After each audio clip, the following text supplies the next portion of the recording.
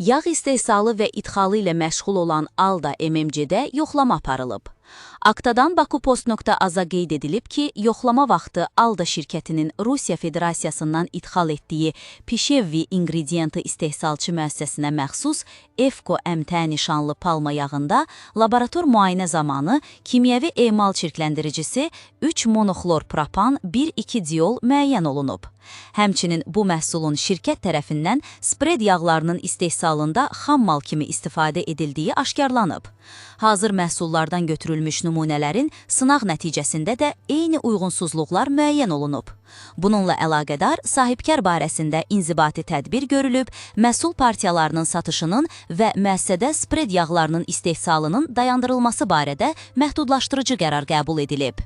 Qeyd edək ki, xammal yağının istehsal olunduğu müəssisədən ixracın dayandırılması barədə Rusiya Federasiyasının aidiyyatı qurumuna müraciət edilib.